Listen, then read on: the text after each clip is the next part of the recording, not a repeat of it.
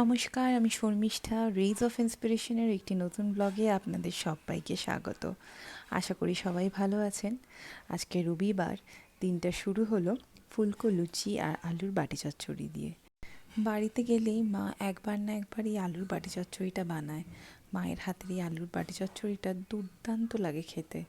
একদম সামান্য তেলে কালো জিরে, কাঁচা লঙ্কা, সামান্য একটু পেঁয়াজটা অপশনাল, চাইলে দিতেও পারেন নাও দিতে পারেন, দিয়ে আলুগুলোকে একটু ভালো করে নেড়ে চেড়ে নুন মিষ্টি দিয়ে নাড়াচাড়া করে সামান্য জল দিয়ে এটাকে ঢাকা দিয়ে কম আঁচে কিছুক্ষণ রেখে দিতে হবে।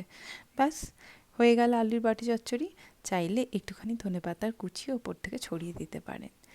আজকে রবিবার ছিল, তাই ভাবলাম সকাল সকাল একটু লুচি আর আলু বাটি চচ্চড়ি হোক। অনেক দিন লুচি হয়নি। ছুটির দিন মানেই একটু ভালো কিছু রান্নাবান্না করা, কারণ রোজকার ব্যস্ততার জীবনে এতটা সময় হয়ে ওঠে না যে অনেকক্ষণ সময় নিয়ে বেশ কিছু আইটেম রান্না করা যায়। তো যাই হোক, আমাদের মোটামুটি ব্রেকফাস্টটা রেডি হয়ে গেছে। এবারে ওদেরকে খেতেও দিয়ে দিই। ভাবছি বাড়ির কাছাকাছি যে বাজারটা রয়েছে, আগের দিন যেখানে সবজি নিতে গেলাম ওখানেই যাব। একটা মাছের দোকান আছে ওখানে। তো কাছাকাছি সেহেতু ওখান থেকে একটু মাছ বা চিকেন আমরা প্রায়ই নিয়ে আসি। এখানে বড় বাজার আছে যেটা HL-এর বাজার বলে, হ্যালের বাজার। তো ওটাতে গিয়ে ফিরতে অনেকটা সময় লেগে যায়। মানে ধরুন, যদি আমি 9টার সময় সকালে বেরোই, আমার ঘরে ঢুকতে ঢুকতে 12:30 পৌনে 1টা বেজে যায়। তাই ওই হ্যালের বাজারে আর যাওয়া হয় না। আমাদের বাড়ি থেকে ওটা বেশ দূরে। কিন্তু এখন যেহেতু ছুটি চলছে, ভাবছি এই সামনের রোববার দিনটা একটু হ্যালের বাজার যাব। যদি যাই, আপনাদেরকেও সাথে নিয়ে যাব। বাজারটা বেশ বড় এবং বাঙালিয়ানার সমস্ত জিনিসপত্র ওখানে পাওয়া যায়। তো যাই হোক, আমরা একটু ব্রেকফাস্টটা সেরে নিই, তারপরেই মাছ আর চিকেনটা নিয়ে আসবো। खोलो। गिफ्ट आया है।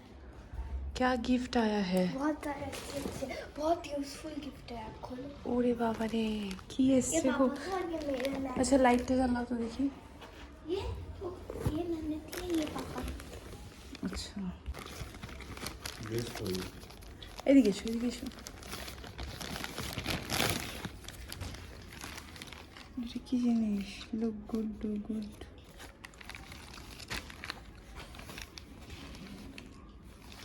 বাহ, সুন্দর হয়েছে ব্যাগটা। ये पापा की तरफ से বাহ, और ये वाला मेरे तरफ দারুণ হয়েছে ব্যাগটা, दुर्दांत। से। ये मेरे तरफ से। अच्छा, ये तुम्हारे तरफ से? अच्छा, इसमें बाबा काफी मग।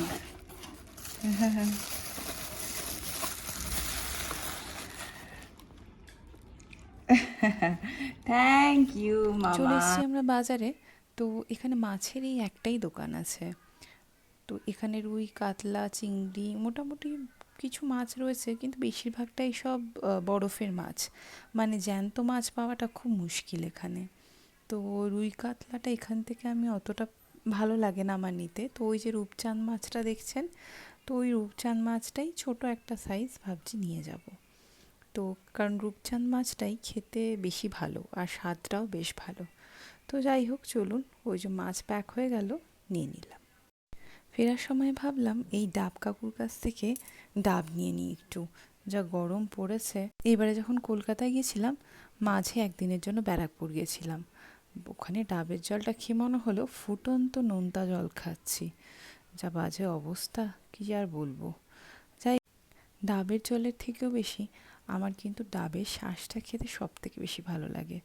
তো ডাবের জলটা হয়ে গেলে, ভালো শাঁস রয়েছে ভেতরে, কাকুকে বলবো একটু কেটে দিতে ভালো করে। ব্যাঙ্গালোরের ওয়েদারটা কলকাতা দুর্গাপুরের থেকে একটু বেটার। তো যাই হোক, ডাবের জলটা খাওয়া হয়ে গেছে। ওনাকে এবার ডাবগুলো দিলাম যাতে উনি শ্বাসটা একটু বের করে দেন। এখান থেকে ডাব হয়ে গেলে তারপরে আমরা সোজা চলে যাব বাড়িতে। বেলাও হচ্ছে, গিয়ে আবার রান্নাও বসাতে হবে। রূপচাঁদ, ট্যাংরা আর একটু চিকেন নিয়েছি। এখানে ছোট মাছ ওরা মোটেই কেটে দেবে না আপনাকে। মানে ধরুন ট্যাংরা, মোরলা, পাবদা, এই ধরনের মাছগুলো আপনাকে গোটাই নিতে হবে, এসে বাড়িতে কেটে নিতে হবে।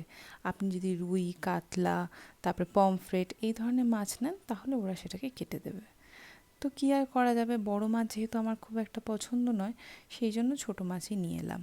এই ট্যাংরা মাছগুলোকে এবারে কাটবো, কেটে ভালো করে ধুয়ে রেখে দেবো। আজ আর ট্যাংরা মাছ করব না, ভাবছি আজকে একটু চিকেনই করে নেব। এমনিতে অনেকটা বেলা হয়েছে, 11:30 মতো বাজতে চললো। তো যাই হোক, এই যে ট্যাংরা মাছগুলোকে এখন একটা একটা করে পরিষ্কার করছি। পরিষ্কার করে নিয়ে এগুলোকে ভালো করে ধুয়ে রেখে দেবো। পেটে আবার ডিমও আছে দেখছি, তাই খুব আস্তে আস্তে এগুলোকে সাবধানে পরিষ্কার করছি। আজকে আবার বিকেলে একটু বেরোবো। স্বাগতমের এক বন্ধু আছে, খুব একটা কাছে নয়, হেব্বালে থাকে। হেব্বাল আমাদের এখান থেকে বেশ কিছুক্ষণ, মানে ধরুন 40-45 মিনিট লাগবে, আর যদি রাস্তায় জ্যাম থাকে 1-1.5 ঘন্টাও লাগতে পারে। তো যাই হোক, বিকেলবেলা একটু যাব। ও একটা পুচকু হয়েছে, সেই পুচকুটাকে একটু দেখতে যাব। অনেক দিন হয়েছে ওকে দেখা হয়নি, আর ওর জন্য একটা ছোট গিফট আছে, সেটাও দিতে যাব। তো যাই হোক, ঝটপট একটু তাড়াতাড়ি হাত চালাই, কিন্তু মাছের যা কাটা, এই কানকোর কাটাটা কাটতে গিয়েই আমার হাতে ফুটে গেল।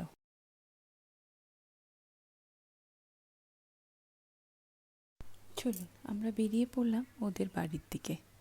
আমাদের বাড়ি থেকে দুদিকে রাস্তাটা যেটা গেছে, একটা রাস্তা গেছে রাইকার স্কুলের দিকে, আর এই রাস্তাটা সোজা গেছে স্বাগতমের অফিস আর আমাদের বাড়ির কাছে সব থেকে বড় মল ফিনিক্স মলের দিকে। কখনো ফিনিক্স মলে গেলে আপনাদেরকে দেখাবো। এটা এখানে সব থেকে বড় মল এবং আমাদের বাড়ির খুব কাছে। ফুকি বুড়িটাকে না নিয়ে দাদা আর মা মিলে ঘুরতে চলে গেছে। দেখো, এই যে ফুকি বুড়িটাকে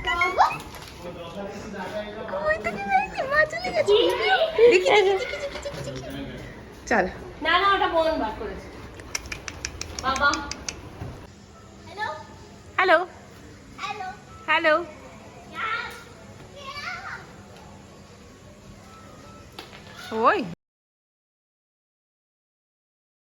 এখানে আসার নাম করলেই রাইকার মনটা খুব খুশি হয়ে ওঠে।